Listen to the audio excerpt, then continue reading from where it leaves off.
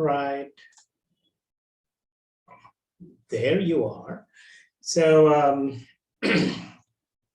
let me just get started with setting the whole thing into context. Today's show.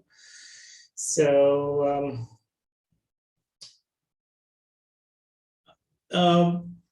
welcome everyone who's joined in. Good day to you, wherever you have joined in from. It is the critical dialogue, I thought, highly relevant, with scores of people reporting problems with mental wellness post-pandemic of now over 18 months or so. The trauma has not spared anyone, young and old alike, business and working professionals, gender, race, culture, nationalities, the whole world. Today, many the world over are dealing with the devastating losses of both the personal and the professional kind. From losing dear ones to the loss of jobs and relationships to accumulating huge business losses. People still seem to be reeling under the after effects of a calamity of proportions they would never have imagined they would face in their lifetime. I was just talking to Karl and I asked him to tell me about what he thinks is the way forward and the steps one can take to recover, reignite, and rejuvenate one's life when faced with such physical and emotional upheaval. He said to me, Sri, it simply boils down to making a choice between bad thinking and good thinking. I just wanted to explore further on the critical dialogue as I asked him to tell me more, and who better than Karl himself, who is a great example of someone who lost it and fought well to recover all what he lost. Hello and welcome to another episode of the TCDLive Weekend Lounge. And I'm your host, Sri Kumar, with co-host Tori Davis, in conversation with our special guest, very special, Karl Berry, on the topic, mental wellness, recovery, and active change of ideas and attitudes.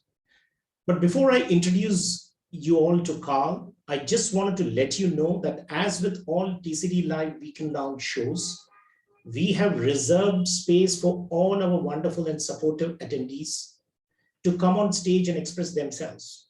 That would happen towards the end of the show, for sure. So remember to stay tuned with us till the very end. Also, please feel free to use the chat window to pose your questions, thoughts, and ideas. Tori, I, and my friend Nagin, we will all try to get those served on the lounge table for a dialogue. Karl Berry was an All-American athlete, member of the National Honor Society, and who's who. He was a published author, professional musician, and a mid-level manager with a telephone company.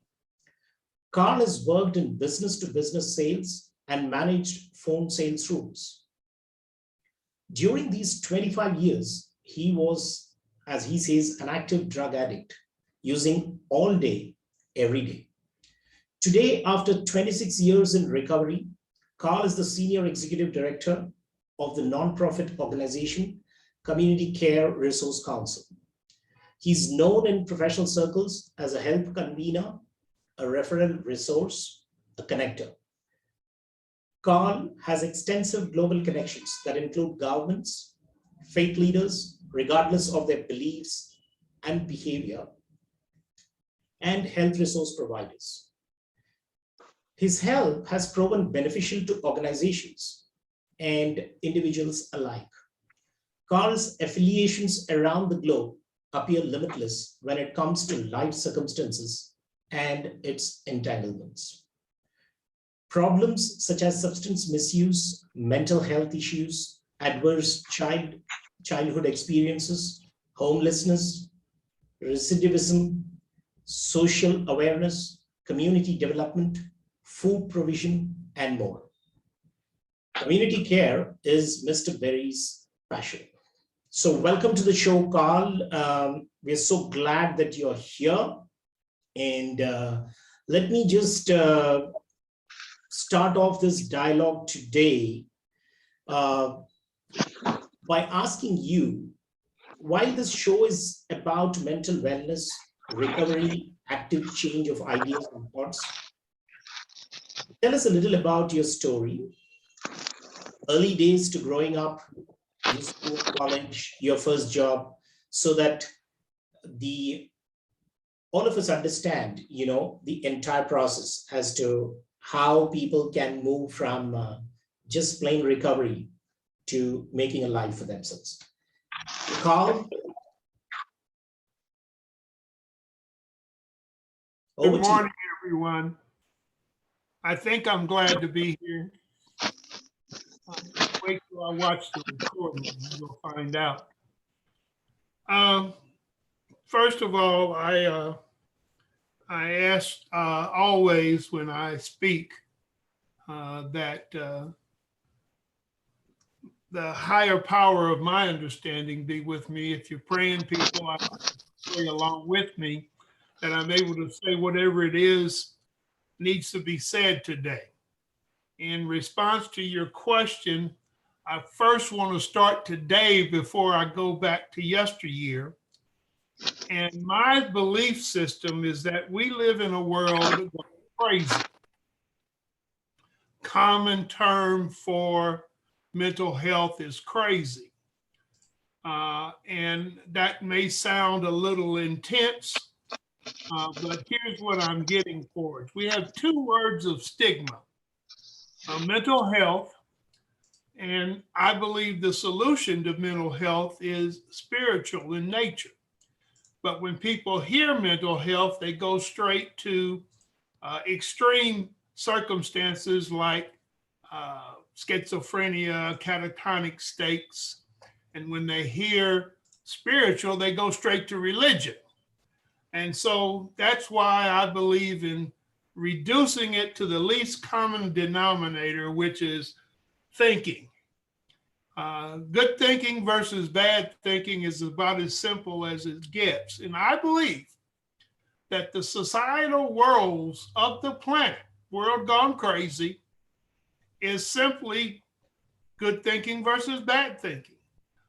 You pick an issue, homelessness, pornography, racism, capitalism, war, whatever you boil it down to, it really still boils down to good thinking versus bad thinking. And I shared with Sheree my thought about ideas and attitudes, or what makes up recovery.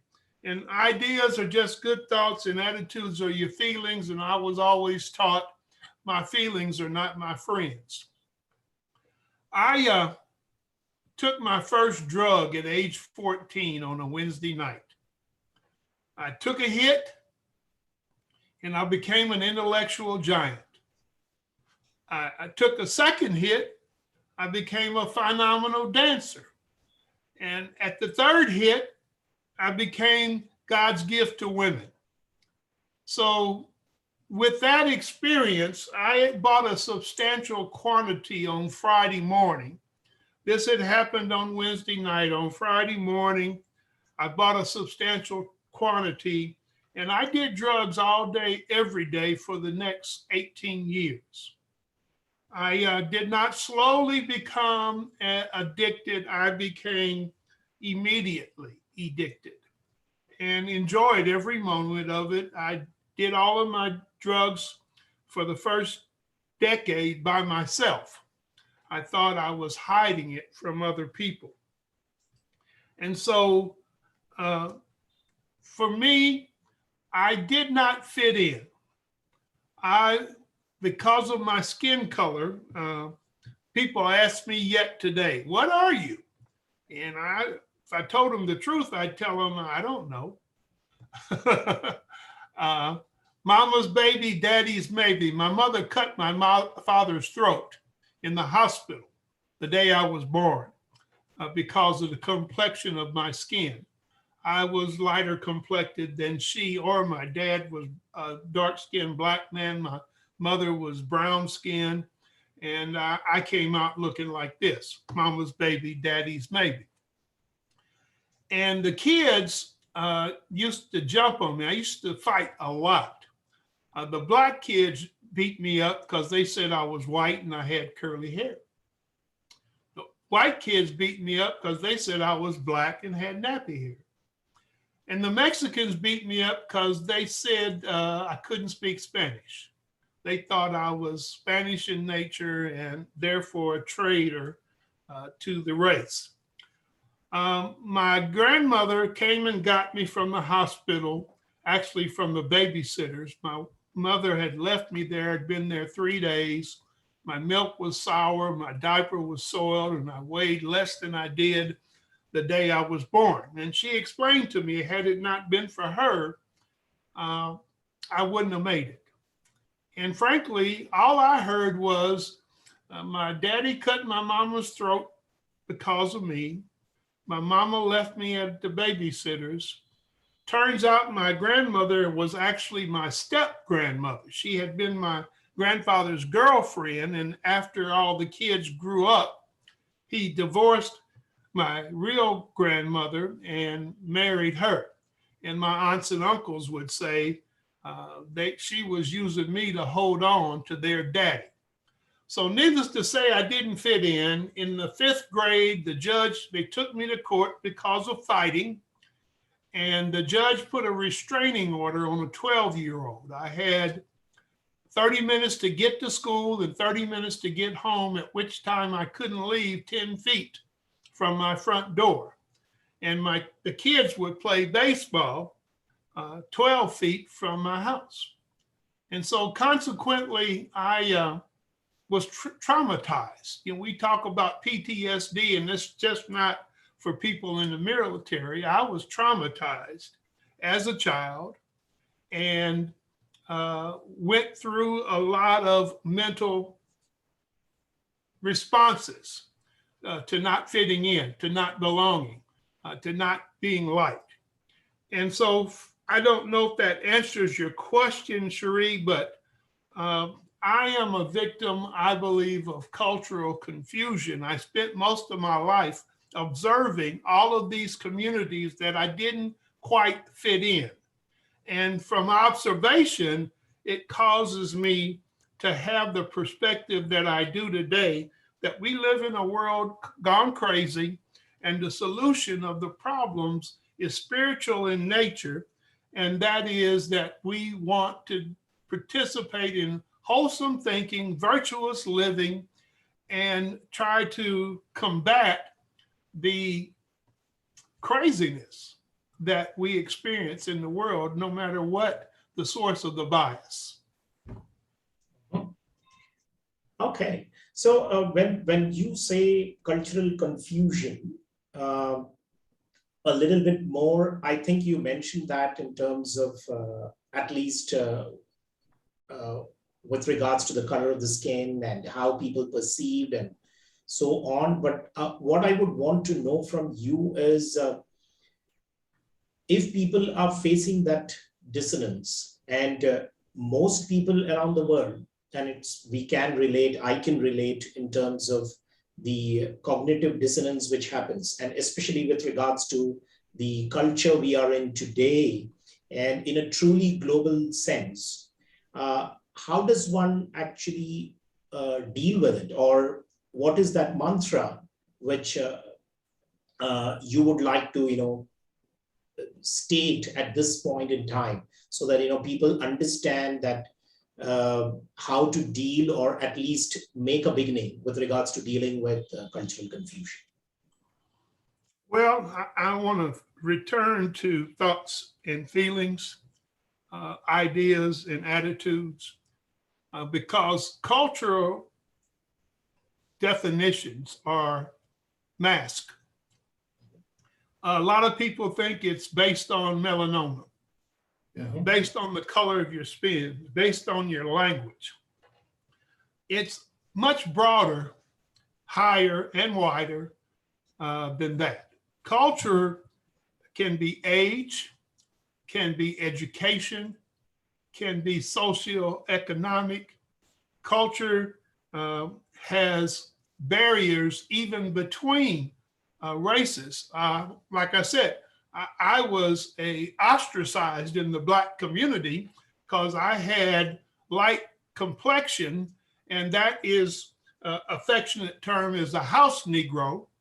And the field of Blacks did not like people like me. And when Martin Luther King and Malcolm X came along, I was torn between who I would follow. And I'm running around raising my hand, hollering Black power. And all they could say, boy, you ain't Black.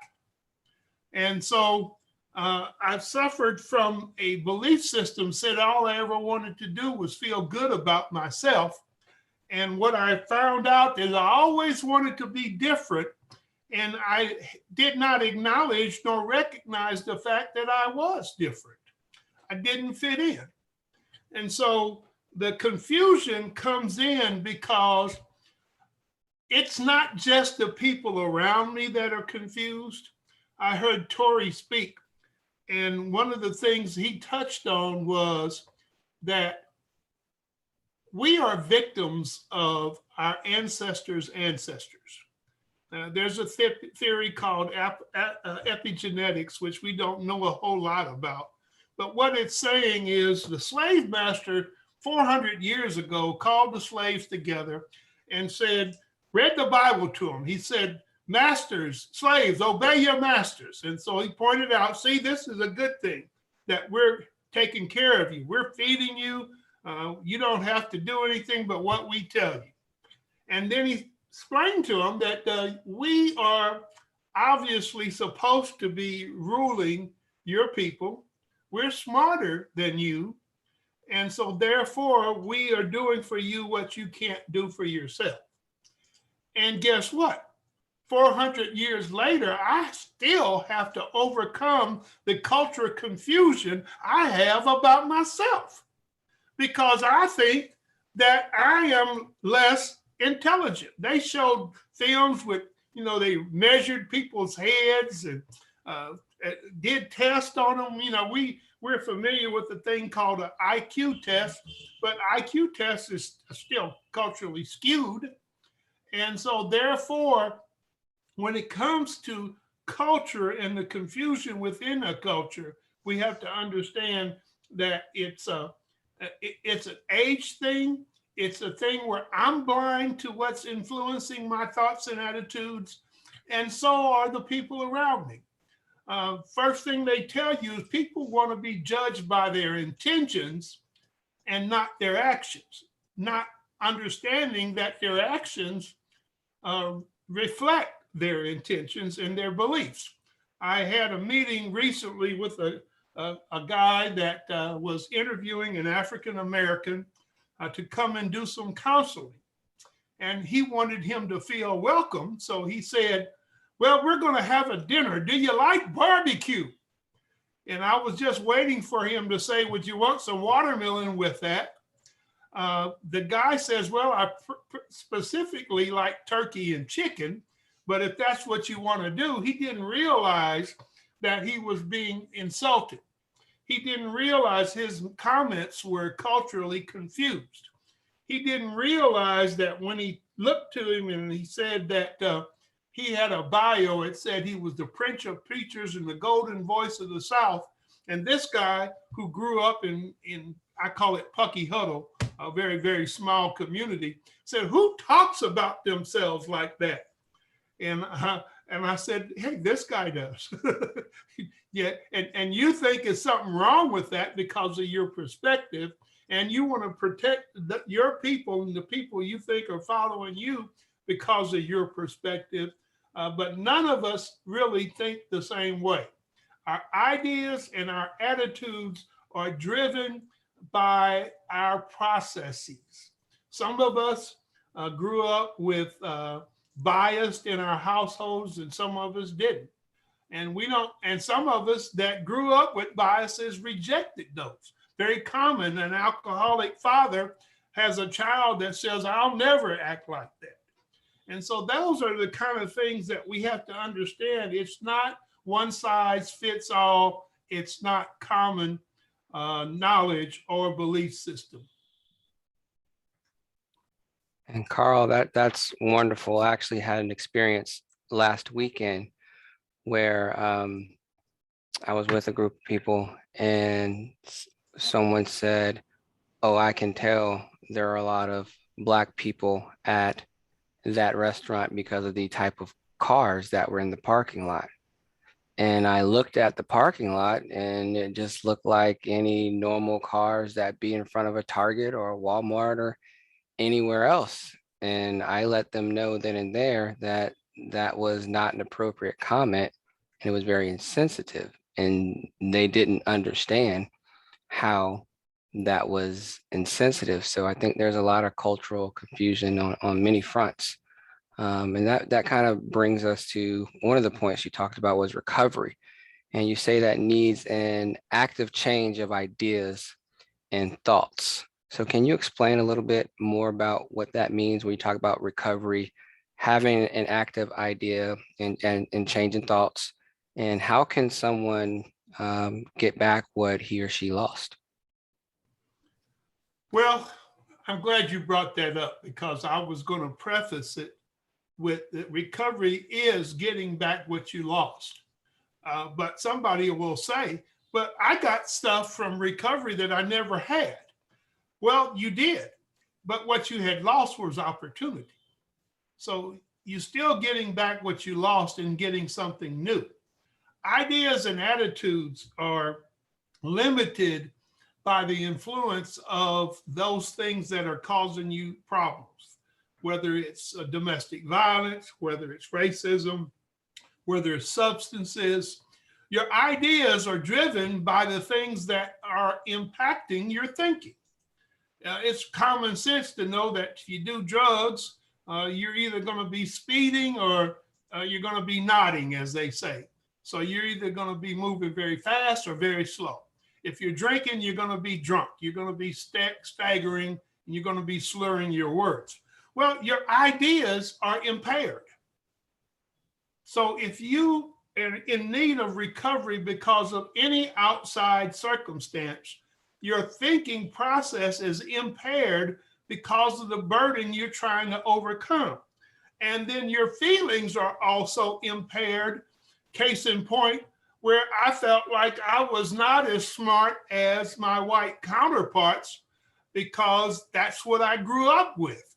That's the understanding I had. So ideas and attitudes, as it deals with recovery and it deals with getting back what you lost, to me, are driven by the norms, by the biases, by the misunderstandings, by the accusations, sometimes even unvoiced. You know, I recently joined an organization. There's a book that I bought them, which basically defined racism. And they were highly offended because they felt I was calling them a racist. And they don't understand that, well, you're going to offer the guy barbecue and watermelon. If you're going to talk about the cars in the parking lot, that is racist. And then we have a thing called systematic racism. When I was 10 years old, I grew up in a town where the Black people in the community couldn't get a loan for a house. They couldn't go to a local restaurant. I grew up at the only all-Black school in the state of Texas, the entire state.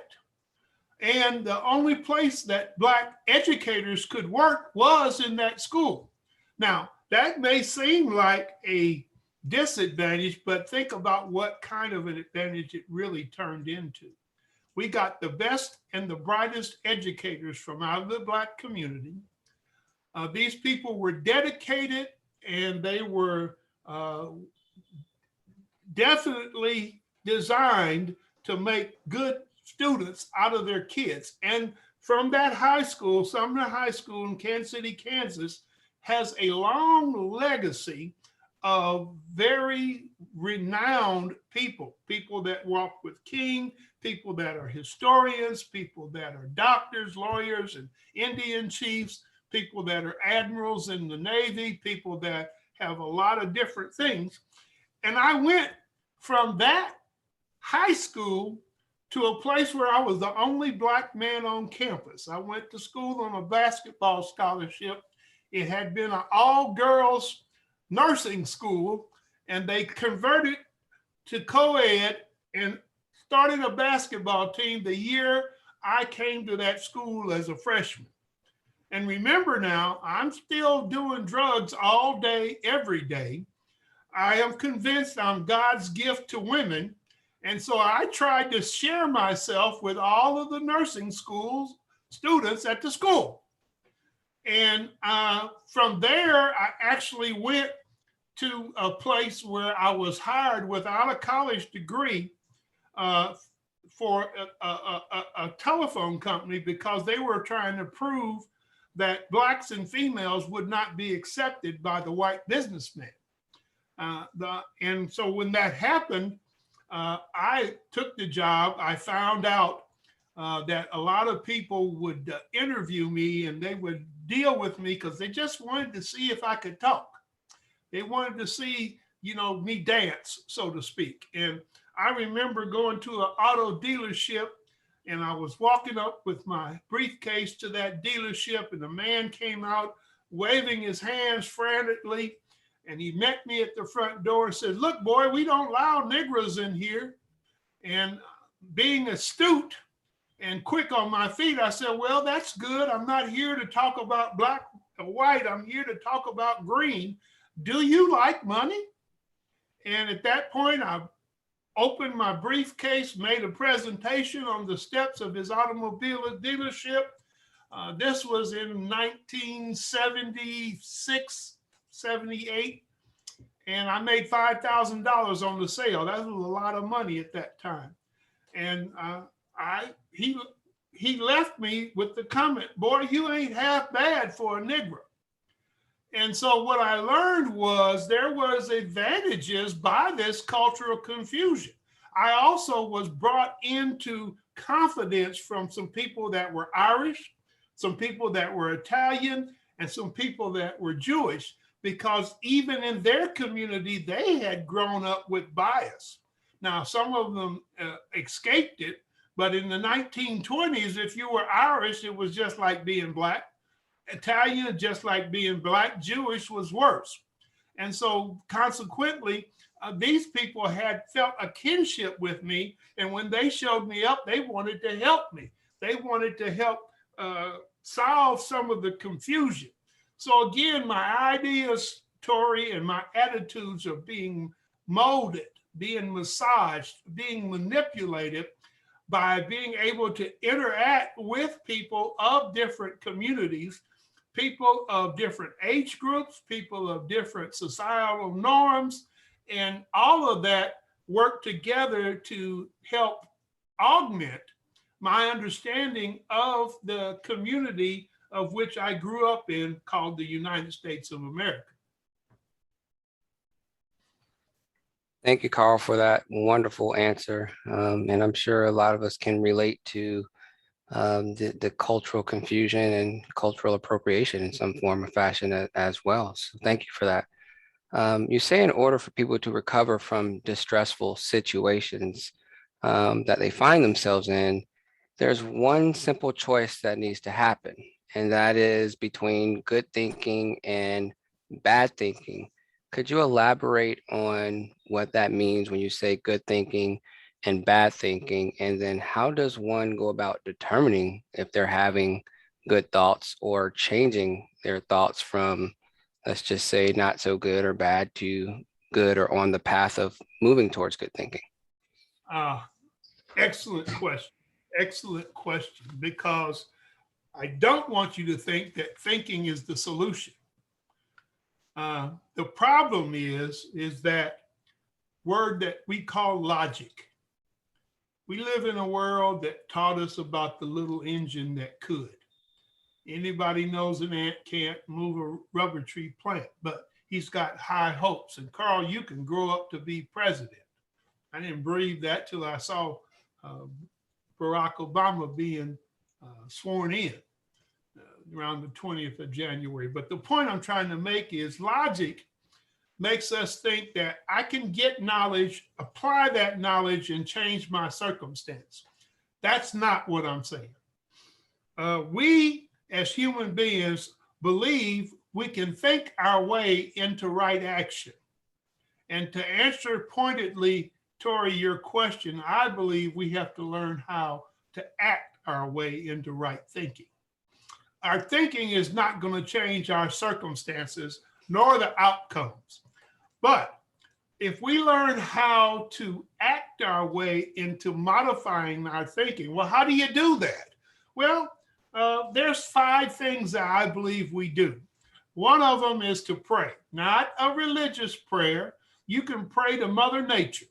You can go down and overlook the lake from a high mountaintop and just pray to the creator of the universe and say, put the thought in your mind, please help me to be a better parent. Please help me to be a better student, a better human being. So I pray is one of the things I do. Then I have to, after that, feed myself with some positive information. Meditation is a very popular thing around the world, some more than others. But after prayer, I go straight to meditation and let my mind dwell on certain things. They say, whatever is good, whatever is holy, whatever is of good repute, let your mind dwell on these things. So what I have to do is allow my mind to be interviewed or be influenced by the thoughts of what I'm reading. Then I need to talk to somebody that is living a life that I admire. I don't need to talk to the Ku Klux Klan if I've got a race problem. I need to talk to either Martin Luther or Malcolm X. Either one of them can help me, because all I'm trying to do is get a different perspective. And then I need to sit down face to face like I do with Cherie and Regine, Najeen, and about to do with Tori, to sit down and exchange of ideas and attitudes. And then at night, I also pray, but now it's a prayer of thanksgiving. But I start my day and end my day trying to infuse my mind with good subconscious interviewing. See, psychology will tell us that we, from 0 to age 7, we're bombarded with our subconscious. And what happens is, what's the first word a baby learns? No. Shortly after that is stop. Shortly after that is don't. Then comes you can't. So after 7 years of negativity, which is the basis and foundation of my subconscious mind, I start taking in logic around age 8. And so at age 8 is when I have to try to counterbalance the negative influences that have happened to me, the epigenetics that has happened to me, the trickle-down effect of the culture that I grew up in has happened to me. But through all of that, I get new ideas and new attitudes, and my feelings change. The biggest thing I can't do, that I have to avoid, is resentment. Because a lot of people, somebody talked about it, a lot of people want to be judged by their intentions. And they think that their intentions are good, not understanding that their intentions can be misconstrued, misapplied. And if I want to, Malcolm X told me that white people were dogs, I think he referred to it, and somebody else told me I need to love them. And what I got out of all of that is I need to do a little bit of both. I need to be selective in the attitudes and ideas that I apply to other people. And the biggest word I need to learn, everybody here, the most powerful word on the planet is maybe. As long as I stand at maybe, not extremely right nor extremely left, as long as I can just stand on maybe you're right, maybe I'm wrong. As long as I can be at maybe, I stand in position to be able to learn something. I stand in a place where I can understand your point of view, even though I don't agree with you and I may not like you. But there was a TV show in the United States called Dinosaurs. They had a baby dinosaur, and the magic words of that baby dinosaur is "gotta love me." And I don't care if you wear a mask. I don't care if you had a whip 200 years ago and beat the slaves. I don't care. There's still something about you that I've got to love, or if I don't, is something wrong with me. I've got to understand that all people, I believe, which is why I said good thinking versus bad, all people have goodness in their heart. Racism is not born out of evil. Racism is born out of pride, racial pride.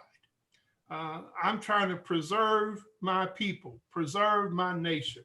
I'm trying to promote what is good. All people, I've never seen a religion, that's why I work with all religions, that doesn't have positive spiritual input. The negativity comes from the silos that we live in, which are always promoting a misconception of cultural confusion. We don't talk to each other. I teach a class, and on my class, I had an 88-year-old woman. We were asking for prayer, and she prayed for the idiots in leadership in our country. She called them idiots. She's 85 years old, and she's a woman that self-professed believes in edification. If you can't say something good, don't say anything at all. But we've watched our politicians deteriorate. There used to be 20 years ago, it was a bad thing to have a mudslinging campaign. But today's world, there's exposés and all kinds of different things that people are doing to basically put their opponent in a bad light. And most people that vote anymore, I believe around the world, they don't vote for a candidate, they vote against a candidate.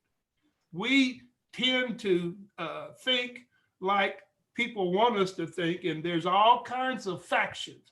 Man, I can go on my phone and find anything I look for. I did an event on sheltered minds, which discussed how social distancing and stay-at-home protocols impaired our thinking. And what I had to understand was, and what I came to learn was, people's thinking was negatively impaired. What if you were a single parent working on the front lines? What did you bring home to your children? What type of negativity was transferred to them? And so I had to come to an idea and an understanding that I have to investigate everything I put into my mind, garbage in, garbage out. And I've got to also realize maybe I'm right, maybe I'm wrong. Maybe he has a good heart. He was just scarred by his great, great, great grandfather. Thank you, Carl, for, yeah, absolutely. You just brought in the aspect of acting to change thoughts. Just to have a quick reset now, and this episode 5 of the TCD Live Weekend Lounge Show, and I'm your host Sri Kumar with co-host Tori Davis and Nadine Riffith in conversation with Karl Berry on the topic mental wellness, recovery, and active change of ideas and attitudes. Now, Carl, it's been bothering me when we talked about meditation, and then we also touched upon spirituality as a means for recovery. Uh, I want you to elaborate a little bit, because in this part of the world as well, and I do not know about, in the United States and other parts, but a lot of people confuse spirituality with religion. And there is a stigma attached to anything that shouts religion. And people do get a little wary. And it's not just about spirituality, even meditation practices. When people talk about meditation again, people are very wary in terms of what those practices are actually trying to preach. So when you talk about spirituality as a great means for enabling the recovery process, can you just help us understand how we can help people first understand the difference and then start the journey of recovery? Especially with regards to this very, very sticky subject on spirituality, because I've had my own reservation sometimes when we talk about spirituality, meditation, and so on. So can you just throw some light on that? Because you've been an elder in the church, you've been actually talking to people there as well. So how do you look at that? Well, first of all, what is the difference? Is there a difference between religion and spirituality? When you get people to think about that, it triggers critical thinking, which automatically helps to show, to relieve the prejudices and come to understanding that spirituality is a composite of spiritual principles. Spiritual principles, to give you an example, there are 88 of them, but I'll give you 3. Honesty is a spiritual principle. Open-mindedness, my maybe, is a spiritual principle. And willingness is a spiritual principle. Now, here's where the problem first comes in. The cultural confusion is active again because unless you have a dictionary, your understanding of words is probably impaired. Most people don't understand that if you look up willingness, the most common synonym is enthusiastically. A lot of times we think of willingness as something we do reluctantly, even though we don't want to, we'll go ahead and do it. I'm willing to go ahead and do it. No, willingness means I am enthusiastic about participating in the solution. 2 words I like to talk about is hope. A lot of people go to 7-Eleven or the neighborhood store, and they buy a lottery ticket. And they come out and they say, I hope I win. Well, that's not hope. That's wishing. So a lot of times we get wishing and hoping confused. We get basic in definitions and interpretations confused. And so spirituality is something that very much needs to be investigated so that people can understand that there are good spiritual principles. In the United States, I have to admit, I had my own biases after 9/11 because of what happened. And so when I first met Cherie, I said, I don't know if I like this guy or not. Well, I can tell you I love him now because I got out of my silo and into his, and we started talking, and he came over to my place and we talked some more, and we started interacting, interchanging, intercommunication. And what I understand that there was more similarities in our spiritual belief system than there were differences. I find out that no matter what kind of label you put on your religious belief, most people want their kids to have a better life than they did. Most people believe in feeding the hungry. Most people believe in visiting people that are in jail. In fact, jail is a hot topic for me because jail, the largest provider of mental health in the world is prisons. They do more mental health and pay more mental health specialists than anywhere. And most prisons, many prisons are privatized. So what does that mean the prisoner is? Well, the prisoner is inventory. I gotta find somebody to put in jail so we can make money. You know, money is part of the problem we face on the planet. We all know they say money is the root, the love of money is the root of evil. But that's part of the problem. As an elder in the church, the first thing I had to worry about was many of the other elders did not want to ostracize the older white people in the congregation because we needed to hold on to them. Their contributions were substantial. And I talked to, we have a multicultural congregation, so I talked to one of the ministers, and that minister says, Karl, I don't doubt they love me, but they treat me like a pet. They don't treat me like a cousin or a brother. They treat me like a pet. They'll give me something to eat, and they'll pet me on the head, and they'll tell me they love me, but I don't get invited to the swimming parties. They don't take me hunting and fishing with them. They don't treat me like they treat each other.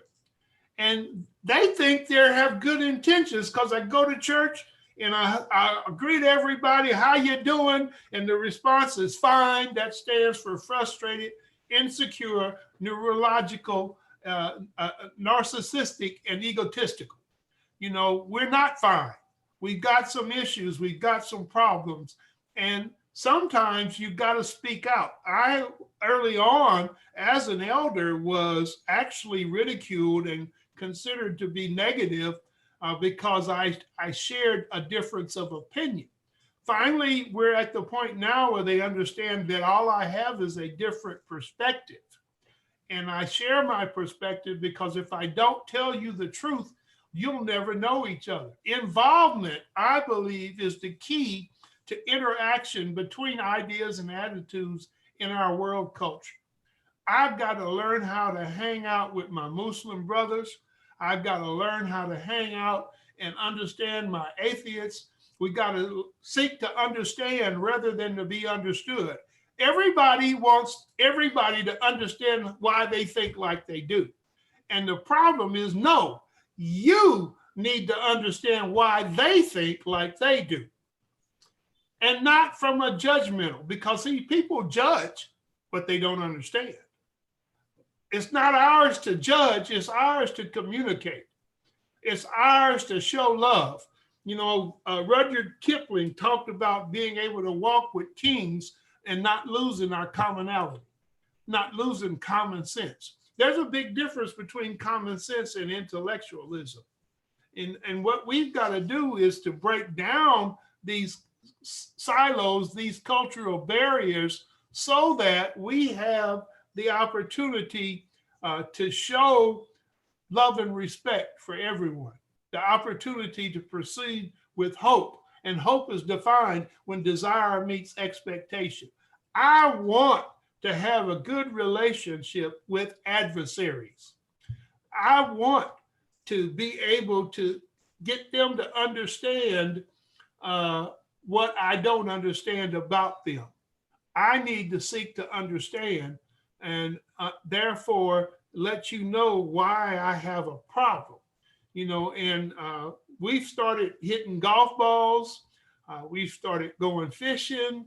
We started doing things with each other, which are really contrary to our natural behavior.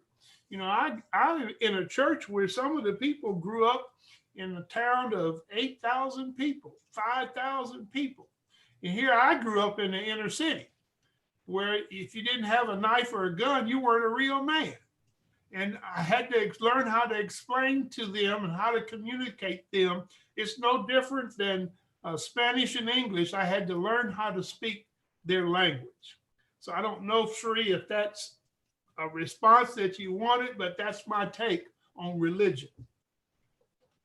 Yeah, thank you, Karl. You just yeah, summed it up beautifully. But I do have some questions, but Tori has some to ask you as well. So Tori? So I'm seeing in the chat, we're talking about basically the word judge and judgment. And I think that word sometimes can get misconstrued and seen in a negative light as saying, well, somebody's judging, which that's just drawing a conclusion. But the real issue, at least from my perspective, is that people are judging, drawing a conclusion before actually investigating or seeking understanding. And so what that takes me to is the word culture. So everywhere around the world, we're trying to create a culture of some sort. So that's a work culture. If it's in an organization, that's a culture in your household, that's a culture in a community. So how do we go about framing culture if culture is actually the culprit of blinding us? And how do we frame a culture that actually is open so that we aren't blinded by the culture that's around us and the culture we're trying to create? So it's kind of, we want to create a culture. We want one that's, quote, inviting and welcoming and warming. But then what does that mean if that culture also creates blindness to, other opportunities or networking with others that are out there? Excellent question, Mr. Davis. I first of all want to comment on the word judging, which is why I suggest you get a dictionary. Too often we take the word judging and apply the definition of interpreting. We're interpreting what we see based on judgment of what we think they're saying and what we think they feel. How often have you said, he thinks he's cute, she thinks she looks good, and you don't know what they think. So judging is an outgrowth of ideas and attitudes, the interpretation of ideas and attitudes. There's a very important word, and that word is acculturation. When I became an elder, I was told we don't want to be black, white, or brown. We just want to be Christian. But unfortunately, Christian meant to them, to that person, it meant acculturation. I wanted to think like you think. I want to be the kind of Christian that you want to be. What I've learned in dealing with spiritual natures in organizations is that in order for an organization to solidify and be strong, everybody in the organization has to change.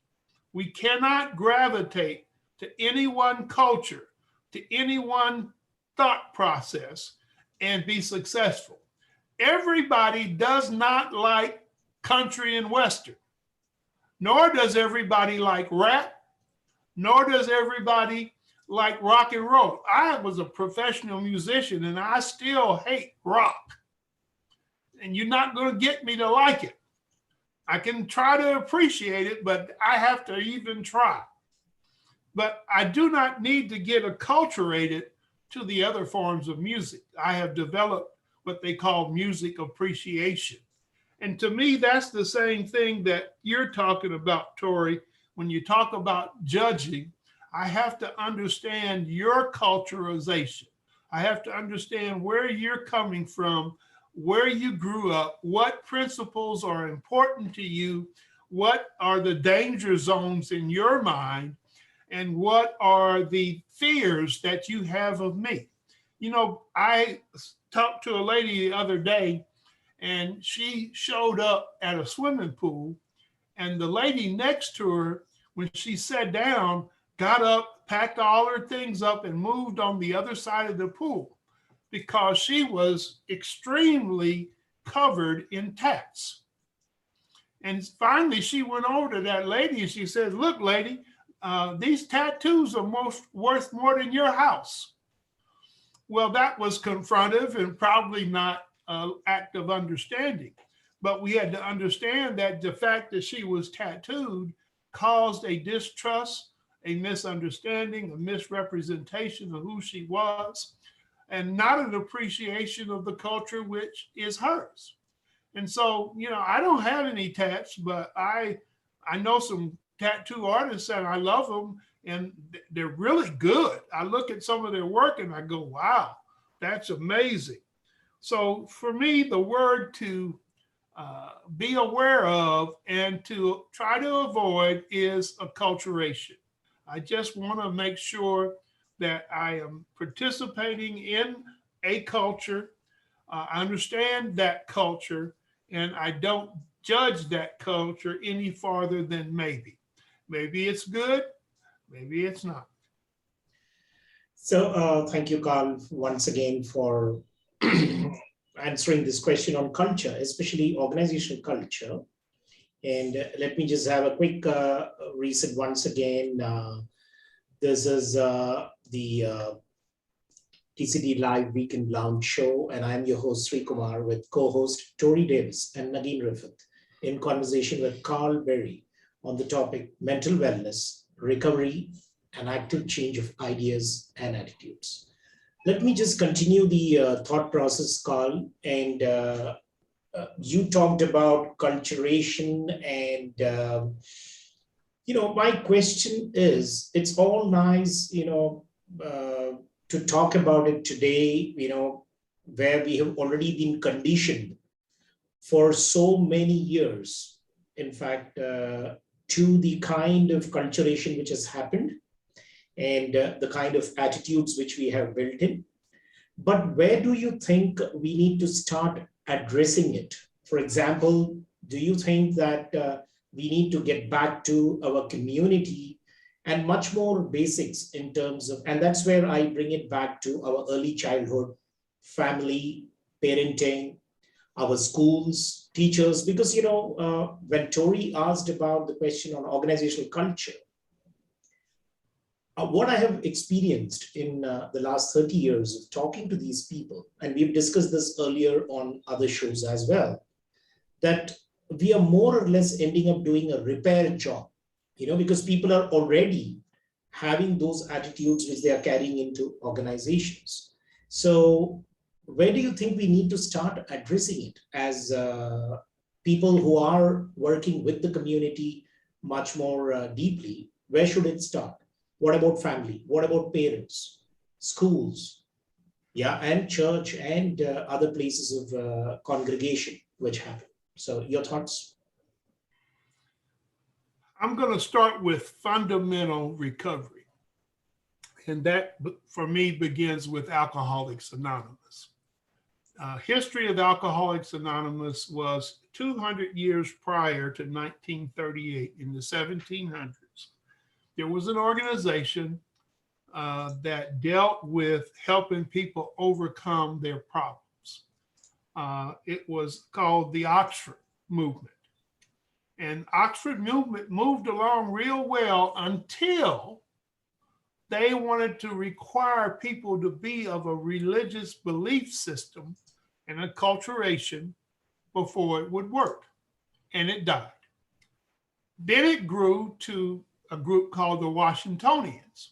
And the Washingtonians, again, started helping people, but they fell out on the topic of slavery, the North versus the South.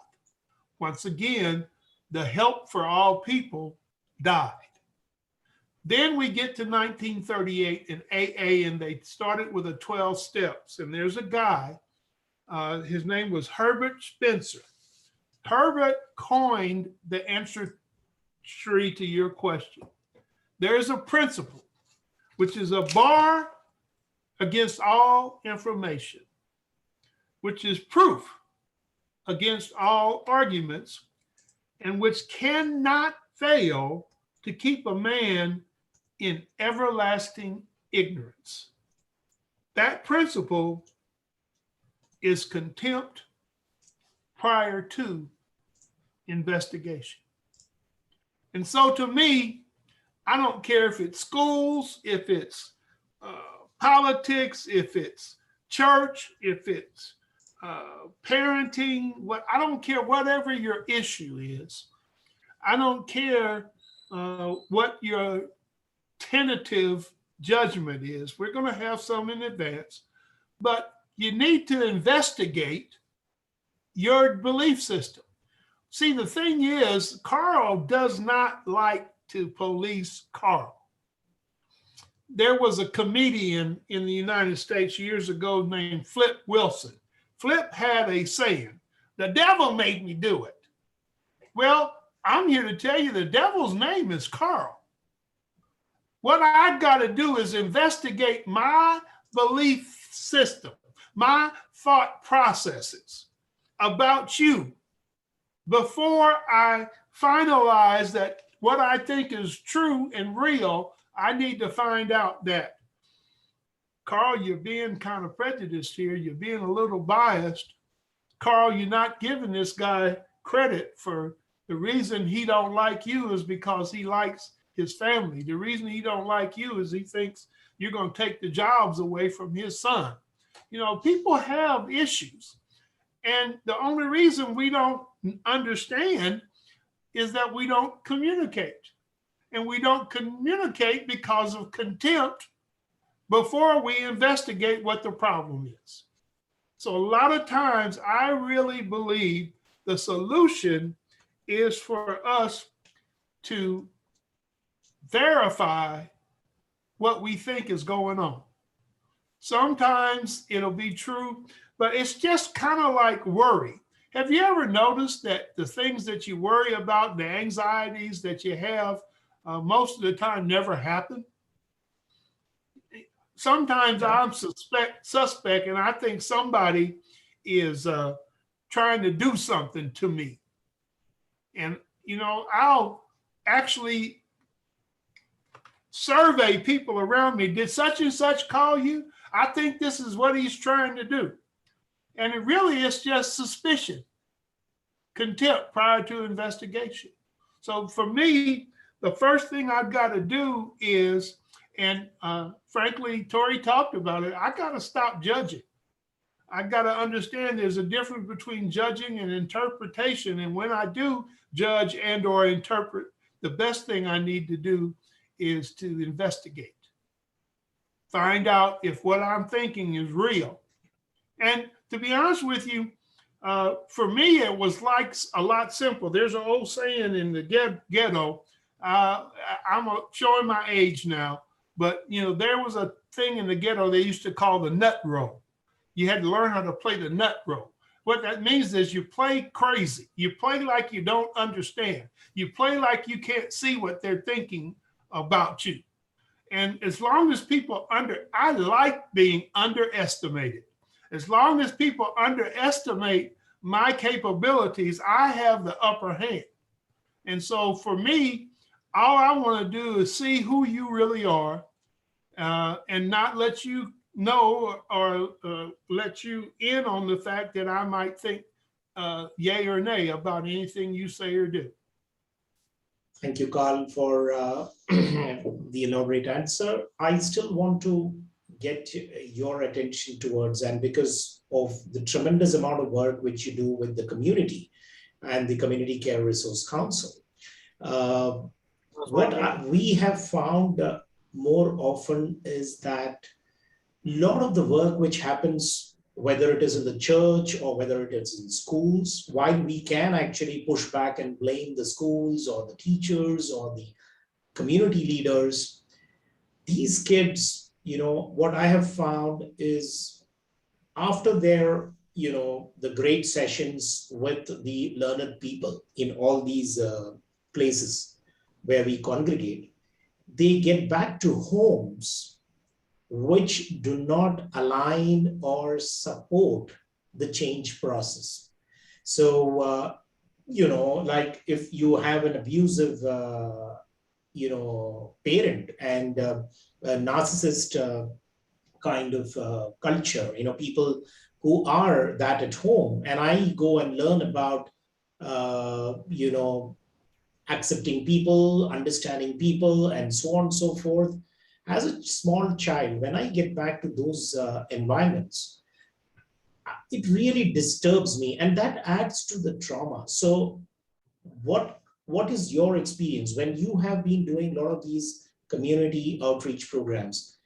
How do we address, and what, in your experience, is an approach which can actually continue the good work which people are doing with these young minds? Because we're talking about the change in attitudes, but again, I drive home the point about families and the kind of environment. So what's been your experience? What kind of challenges have you faced, with regards to that? Thank you. That's a great question. I love the opportunity to answer that question because it forces me to talk about Community Care Resource Council. First of all, let's return to the basic recoveries and active change in ideas and attitudes. Got to start there.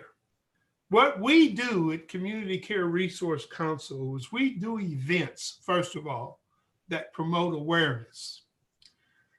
I do a disclaimer. I work very intensively with the government, frankly.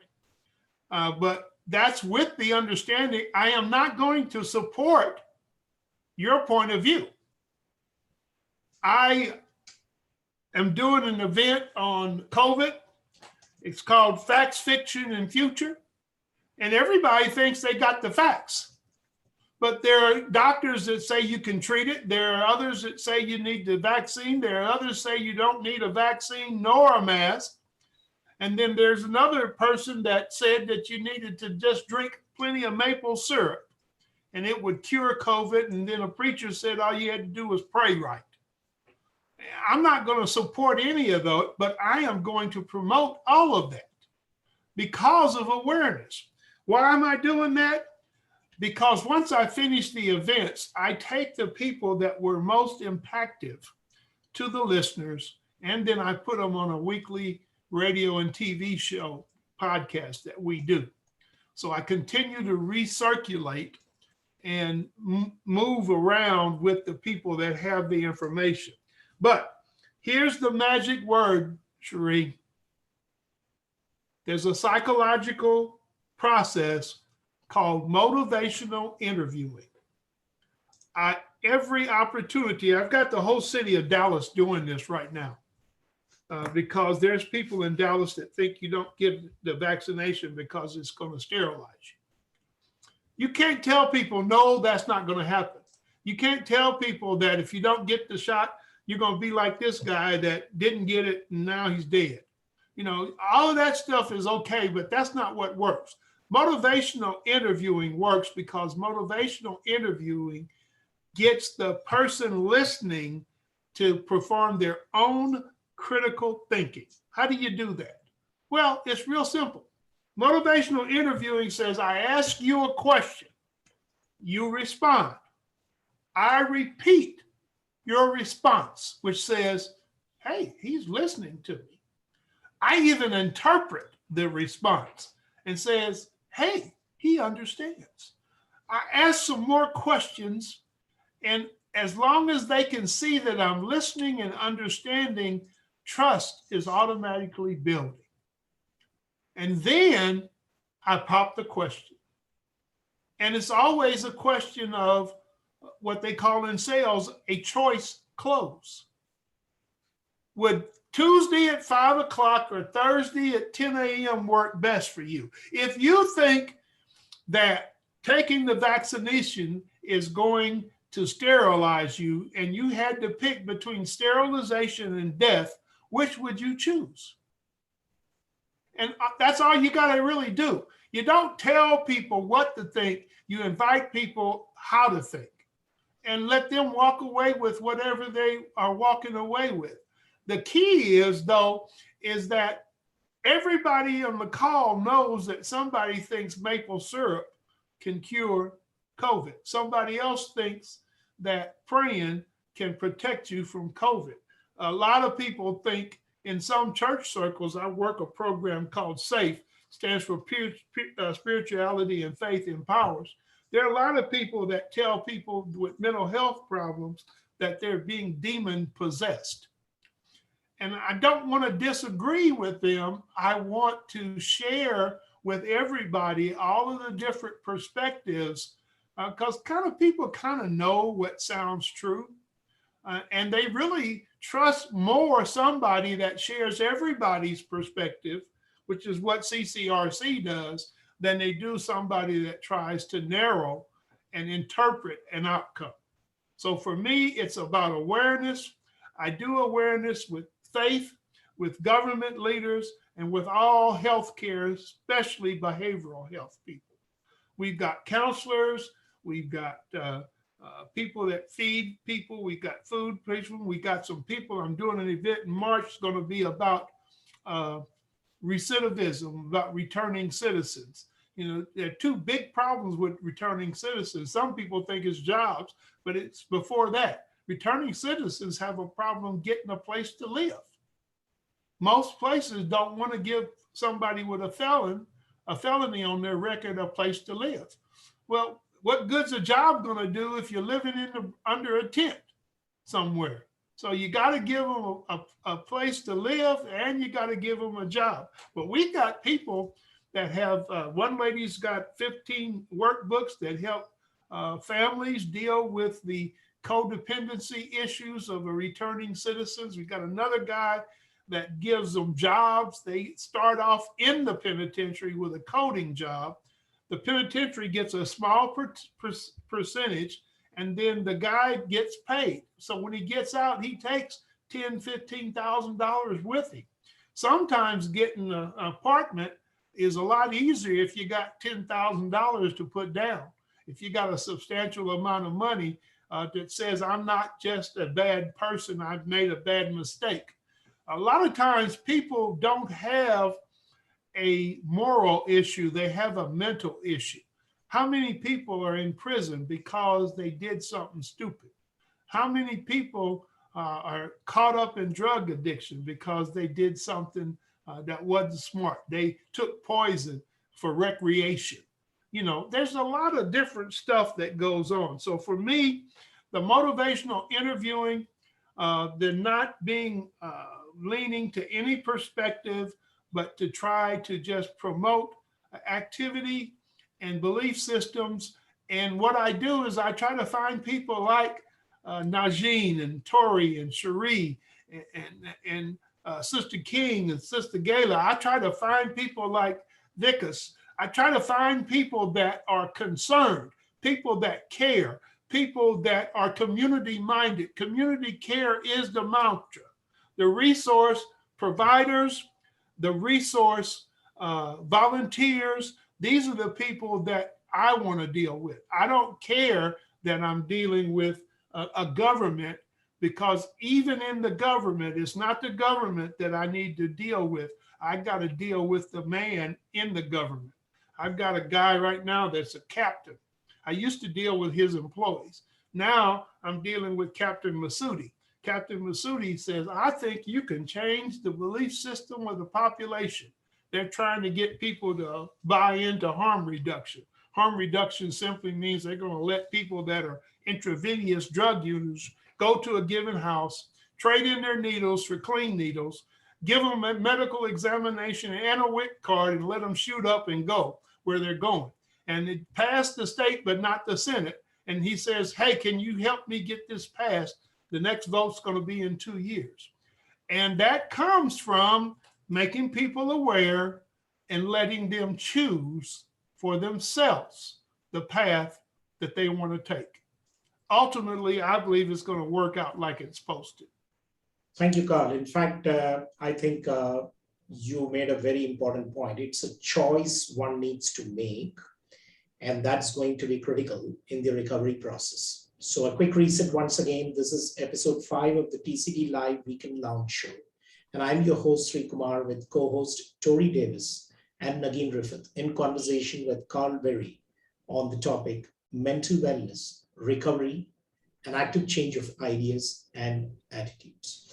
Now, I had a question, Karl, again, in terms of, we touched upon it briefly, and I did do a poll about the possibility of recovery.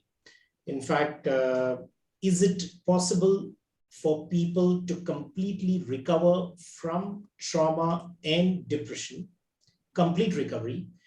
And I had a different view, but 67% of the people did say yes, and that's a huge number. I was actually surprised at it. But is it even possible? Because you are one who has a lived experience on this topic, about recovery. So what's your take on that? Well, my take on that is real simple. In recovery, one of the things they talk about is just for today. Just for today is an acronym that means now. Now is all we have. If you don't believe me, take a breath and save it till tomorrow. So what we deal with is it's possible to recover completely from trauma on Saturday, the 23rd of October. But tomorrow, I start off with the same problem all over again. Because remember, the problem is not you. The problem is not your organization. The problem is my understanding, my limited thinking. So it's possible to completely understand in the now. If I'm programming myself with the 5 things, the prayer, the meditation, the talking to somebody that I respect, the going into organizations and meetings and attending webinars and doing all of that stuff. And then at night I pray, and all I've done is plant seeds. See, they talk about in recovery, the 2 dogs.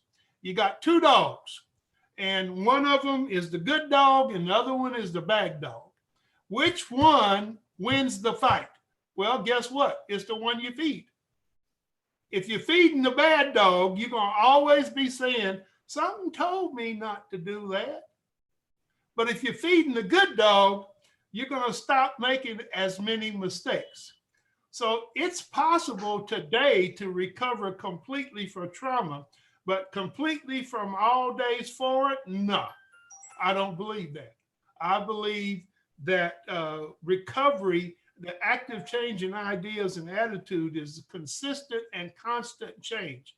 Nothing changes like the changes. That's a wonderful example. Thank you, Karl, in terms of the good dog and the bad dog. And then again, brings me to this funny little situation, because, which kennel am I going into? Because if I am getting into a kennel which is filled with a whole lot of bad dogs who have been well fed, and, and I am in the path of recovery, I do not know. So I'm again getting back to that very core question in terms of what has been your experience. Have families contributed, parenting, has that contributed to the recovery process? How important it is for the community and the immediate family to support the recovery process, because there are a lot of bad dogs, and those are the kennels which I'm visiting all along. So your thoughts on that? Well, I hate to come across as who I am, but I would be a liar if I didn't stand up for who I am and who I believe I am. I believe that one good dog, just like one bad apple can poison the barrel, one good dog can change the entire kennel. I believe that. I believe CCRC, our mission is to make a difference in the world, not just in Dallas, Texas, not just in Texas, not just in the United States. In fact, our organization is called USCCRC. Some people think it stands for United States, but it doesn't. It stands for us. Us, Community Care Resource Council. If we, the people, come together and try to make a change and plant our footprint on solid spiritual principles, the world will change. Our kids will follow. Our families will change. And I can tell you that I went from being the guy that showed up at Thanksgiving and all the ladies and the grandmothers and the aunties would all grab their purses, stick their arms through them, and hug them because I showed up at Thanksgiving dinner. Now, I'm the guy that everybody's given a key to their house. I'm the guy that's the executive of most people's states. People really trust somebody that has evidence in the way they walk of success more than they do somebody that has a bad history. We all got a bad history. We all know there's some things that we did. If they had it on film, we'd be embarrassed. But when they can see that you have changed, you have actually achieved an attitude and idea adjustment, and your feet move in a way. My grandmother taught me, when you pray, move your feet. And when your feet move in a way that shows who you are, I can't believe a word you say because what you do speaks too loudly. And so I've got to understand that the way I live my life, the way I execute my choices, the way I treat you, people, all they ever wanted to do was feel good about themselves. And so it doesn't make a difference who you are. It doesn't make a difference even more so who you were. What makes a difference is who that you come across as today. And guess what? That's going to change tomorrow. So if you make some good steps today and you're dancing to the music and it looks good, that's only going to be, like I said earlier, for today, just for the now. No other way can you change people's lives except for just for today. Thank you, Karl, for this wonderful answer. In fact, living in this moment, which is called the present, and it's a gift, obviously, and that's why it's called the present. And I think you brought in a great perspective. Tori had something to ask you. So in your story, you shared about your struggles and the things you've gone through as a child. And there are resources for people to reach out and get help. However, there's a stigma associated with it. So on one hand, we're saying, hey, if you need help as a community and people, at least this is my experience that I've seen, go get the help you need. And then when they go get the help that they need, then they're associated, like you said, mental health and not having that area of your life together is associated with crazy. Now they're deemed crazy. So how do we help society balance and appreciate and respect those who are going to seek and get help for their thinking? That's really what that boils down to, is the decisions that they're making start up here in the mind. Yes, there's root causes of it, but it starts with the mind. How do we help society understand and appreciate those who are actually going to get help and not stigmatize them for getting help. And you have some who seek help and then they end up in the penitentiary. Well, what was the point of going to get the help if that's where you were going to go end up? So how do we combat that? Well, at risk of being overly simplistic, I believe all things work together and the outcome is always good. So what I believe is that, and I've had people tell me this, I tried to do everything to change my life, and then I got put in jail. I have such of a friend that actually was jailed for 7 years for a violation of SEC rules, a violation that he didn't even know he was violating the law. But he still went to penitentiary for 7 years, lost the ability to do a lot of things he had been qualified for. And he could have had been bitter because of that. But his attitude was, there was a reason I went to jail. And I could lick my wounds or I could try to help other people. He's the world's foremost authority for returning citizens on financial literacy now at this point. And so the thing is that first of all, I've got to deal with my belief system. I've got to know my intentions. I've got to know what I did. If I did what was wrong intentionally is a big difference than if I did what was wrong and got busted for it. And so I believe that we have to do our best to help other people. There's one thing that is always been said in recovery.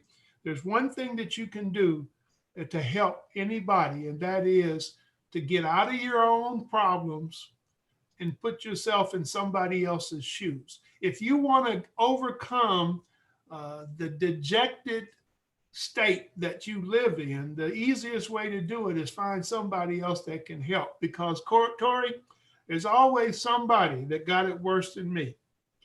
And I mean, I was a guy that used to break in my own house, tiptoe in my house, looking over my shoulders, afraid that I was going to catch me stealing my stuff. And, you know, that's paranoia. But what I learned was that after a while, people started trusting me before I started trusting myself. And so I believe that there is a sense of karma in the world, a sense of rightness, a sense of doing the right thing. And I believe that if we just commit to doing our part, then it can work out. It ain't easy, but it is simple. People think simplicity and easy are the same things. No, it ain't easy, but it's simple. Simply, to me, that's why I say it's about thinking, good thinking and bad thinking. And what I do is I exercise good thinking and I move my feet down the path of my good thoughts. And that's going to change somebody. The key is that I'm not trying to change everybody. As a church elder, I don't try to baptize everybody. You know, somebody taught, somebody planted, somebody else watered. I don't try to change everybody. All I try to do is do whatever I think it is in my part to do, and then leave the rest up to happenstance, circumstance. Leave it up to the outcomes that are going to happen. A lot of times, I say things to people that they don't believe, they don't like me, they don't like what I say.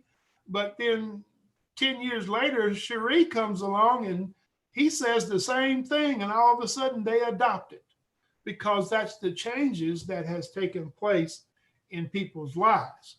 So I think that it's all about walking my walk, talking my talk, and trusting in whatever it is that I believe in.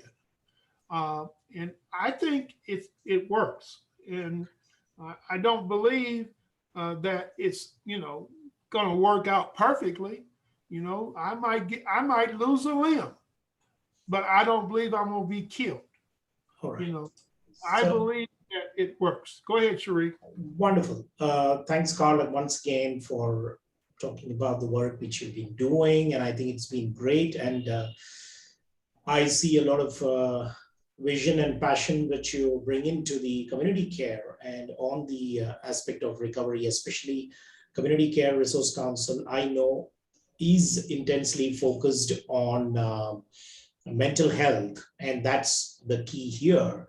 As is our convention with the TCDLive Weekend Lounge. I would like to actually, welcome the our wonderful guests, attendees who have made it a point to come out in support of the show and the topics which we are bringing in.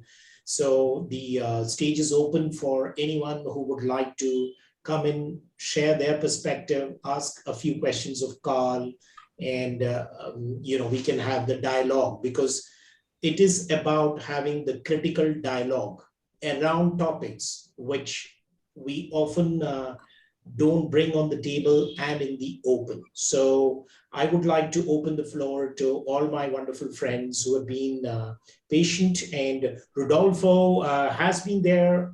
In fact, I saw him checking in much, much earlier. So if you could actually come in and give your perspectives on the topic and some questions to Karl, and then we will open it to everyone else. So over to you, Rodolfo, if you're still there.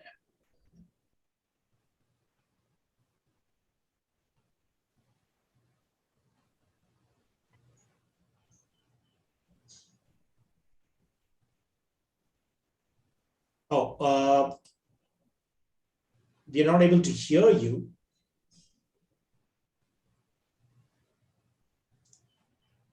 He's muted.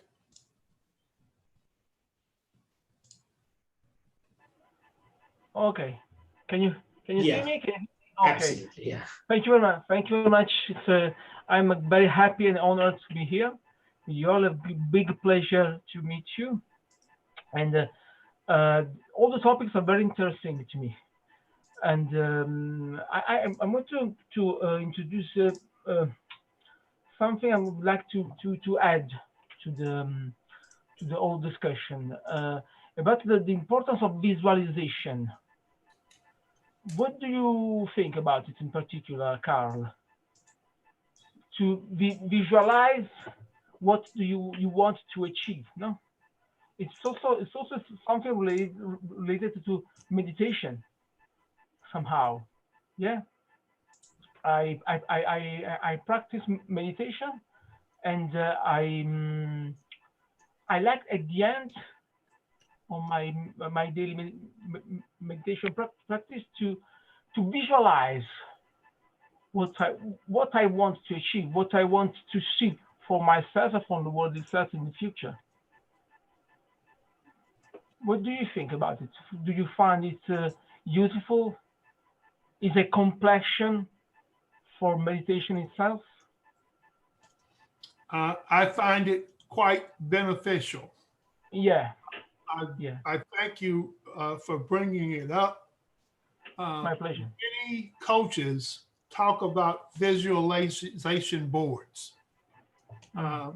Remember, whatever the mind believes, the body can carry out. And we're talking about and have talked about active change in ideas and attitudes. So once you allow your vision to be admittedly and be honest principally with that vision, be honest about what you see, what you believe. That's why I took the risk of telling you guys, I believe that we together, the 9 people that are on this call right now, have the potential to change the world. If we lock step and do our part and believe it can happen. There's a story about the crabs on the beach, and the guy says, you can't save all these crabs. And he picks up one and he throws it in, but yeah, I saved that one. That's what we've got to do. That's the visualization that I think you're talking about. I might be wrong, but what I believe is that see it, believe it, do it.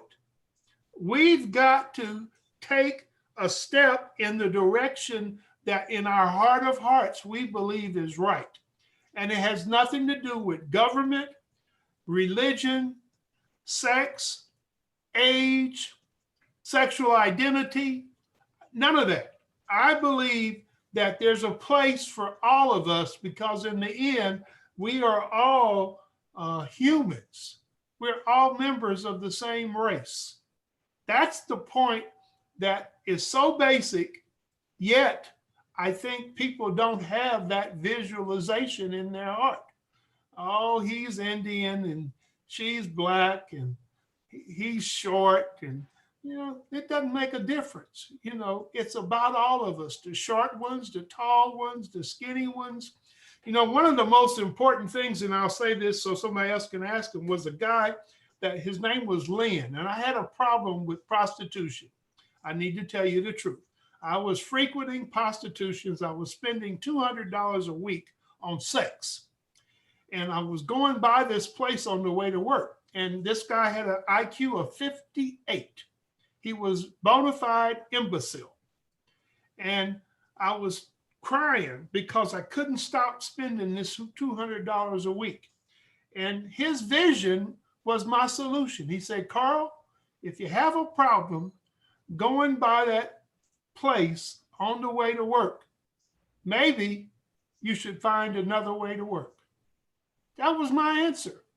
I thought I was smarter than him, but he could see the solution when I was caught up, that all I had to do was go a different direction. Don't take myself in that neighborhood. So thank you for bringing that up. I probably was not as good as I should have been because that needed to be brought up. And I thank you for doing that.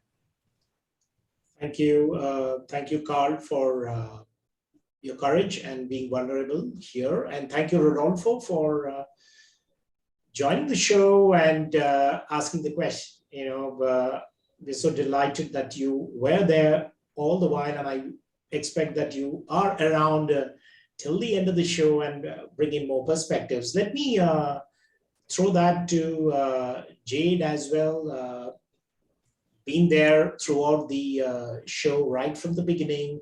So would you like to come in and bring in your perspective and probably ask a question to Karl as well? Jade?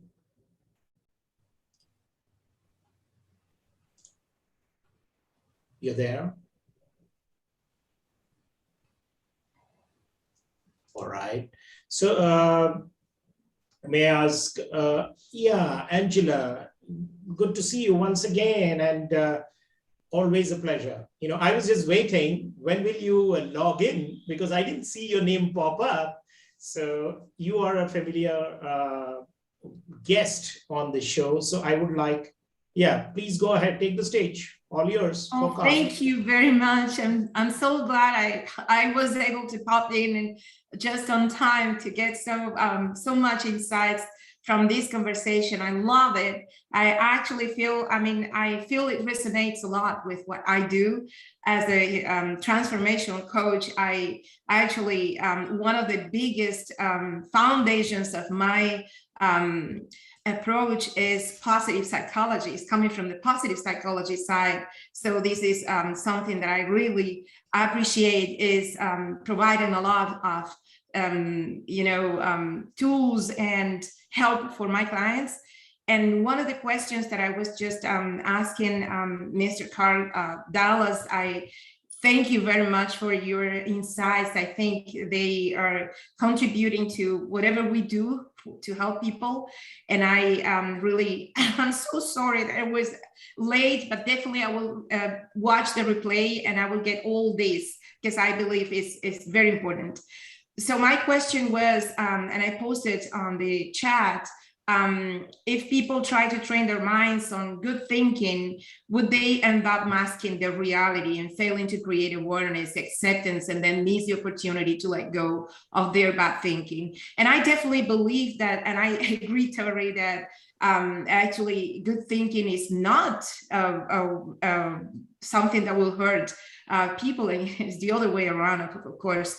But my focus, or my get out of the conversation, is that many clients have their bad thinking because of the reality they're living. And this is where they're, I mean, not necessarily applied for everyone, but mostly is coming from there. And then trying just to shift from that bad thinking into a good thinking, like, for example, self-affirmations. I believe, and I have one of my blogs is about self-affirmation and how they may not work for you, is that those may act in a counter position to, I mean, they will just counteract against your awareness of the reality, and just you will miss the opportunity to accept that this is happening and be aware of it, become an observer of what you are going through, and then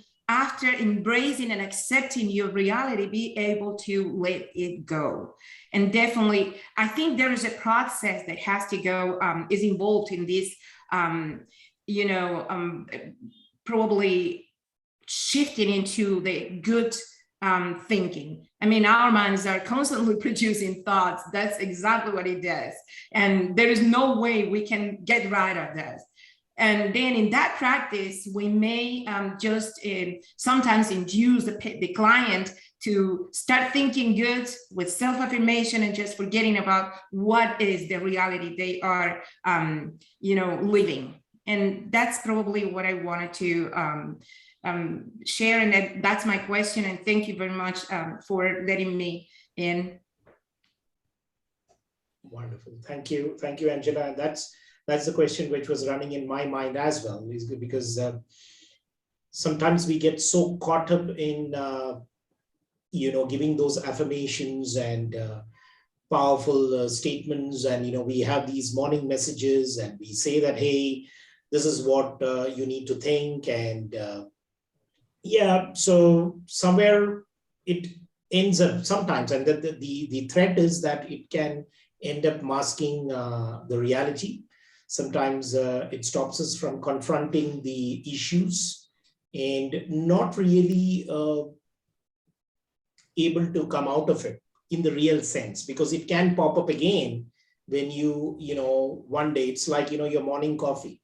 And if you're used to it and one day you don't have it and the coffee has run out, or you don't have the milk or the sugar or something like that, you go crazy again. So yeah, so that's a good one. So Karl, and you've been, you know, so when you say that you 25 years is what you did abuse substance, but then 26 years you were in the recovery. So how are you able to work on that? Because did you face the same issues which Angela is raising? And what would you like to say there? 2 words, first of all. Thank you, Angela, for your question. Acceptance and surrender are 2 words, first of all. There are some places I don't go in my recovery. There's an old saying says, fake it till you make it. That's a mask. I don't believe in wearing masks. I don't believe in faking it. I do believe in acting my way into right thinking, but acceptance doesn't mean that I agree. I'm going back to maybe now. They say your breath smells, Karl. Well, maybe you're right, maybe you're wrong. I used Listerine this morning. I'm going to go ahead and get me some Dentine and take some Clorets. And maybe my breath does smell, but I'm not dwelling on it. I'm going to do what I can to correct it. And if that doesn't change your perspective, that's not my problem. It's yours. And that may sound a little bit crass, but I don't believe that I need to fake it till I make it. I believe, and you talked about it, I just need to let go. I need to let go of what people are thinking or saying about me. I need to accept it, that that's their belief system, and believe that eventually, if they watch my feet, they're going to come to a different belief. I believe in courage. Courage is not the absence of action. I believe courage is taking action in the face of fear. I use the analogy of San Juan Hill. They charged the hill not because they were brave. They charged the hill because they were at the bottom. If they stayed at the bottom, they were going to get whipped. They were going to get killed. So they had to charge the hill. And that's what I have to do. I have to surrender. I have to give up and say, okay, I don't believe it. I don't think it's right, but I'm going to not fight this. I'm just going to do my part, take my breath mints, chew a little gum, and hope that you're no longer offended by my breath. But if you are, I'm going to love you anyway. And I think that's the key for us. We just got to let go and not hold on to our predisposed biases, whether it's yours or mine, and go forward in faith and spiritual maturity to try to make a change. I don't know if that makes sense or not, but that's my belief system. All right. Well, thank you very much. I appreciate your response. I think there's a lot to talk about these, skills for people, especially in, transforming their mindset. Usually we are more focused on, yes, definitely on what other people think about us. And then that's what is impacting the way we think about ourselves. And there is where probably the situation is taking another shift, it's not what I believe about what someone else is thinking about me, but it's about what I am thinking about myself and how I am, this way of thinking is affecting my actions, is affecting the way I relate to the environment, to with myself, even with my health. And the way I may just break that fantastic capacity that my body has been equipped with, and that is self-healing. I really appreciate this opportunity. Thank you very much, Karl. I'm sorry. Thank you. Thank you, Angela. Always a pleasure to have you and your insights. Yes, it's 90 minutes is not just enough. It's, when a person says that it took 26 years in the process of recovery, and trying to cover that in 90 minutes is just not doing justice to the whole topic, but we've made a beginning. But then let me also bring in Noni dos Santos, been very patient with us on the launch. And if you have a perspective to share, you're welcome to do so and ask a question. Thank you so much. Okay, thank you very much. First of all, thank you very, very much for this opportunity to participating in this interesting event. Thank you. I have a question for Karl, because we are seeing this trending question as a trending debate right now all over the world, I would say, about social media's intrusive impact of your lives, your feelings, your mental health, and just connecting to the thought of Angela of working on rituals of letting go. How do you manage social media's intrusive impacts? That's the question. Thank you. Social media, thank you, Noni, is a marvelous opportunity. And what I'm saying is I can talk about the effect social media is having, or I can be effective in utilizing social media.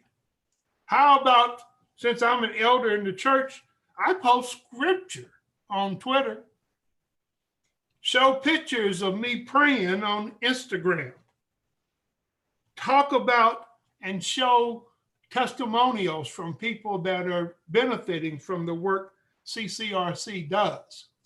I don't try to keep up or counteract what anybody else is doing on social media.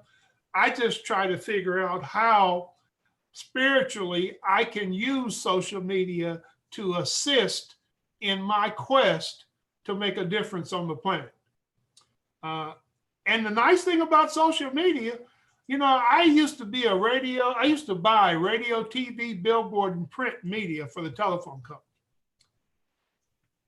Social media is free still right now. You know, yeah, they want me to boost my post or do some other stuff, which I really don't do.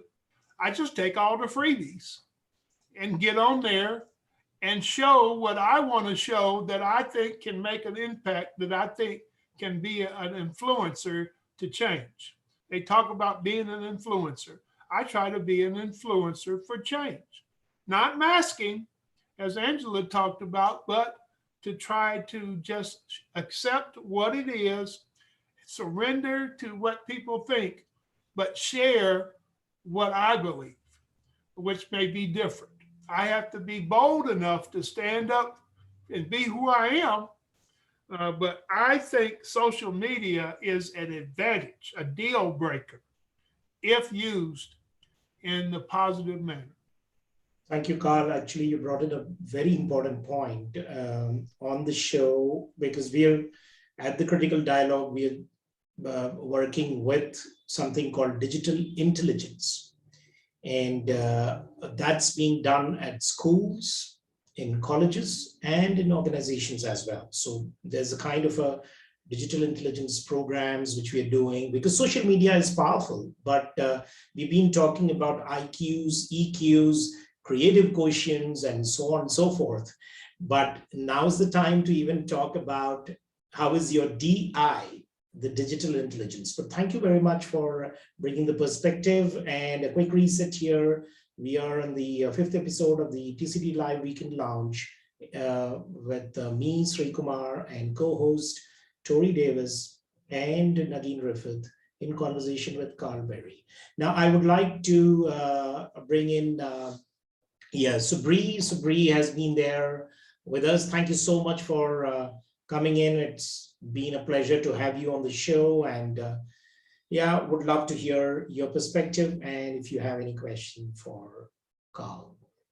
I'm sorry, before we leave, I just wanted to make sure that my interpretation of the question that I asked was not necessarily referring to surrounder. It's completely, not accepting doesn't mean that I agree with whatever people, as you mentioned before.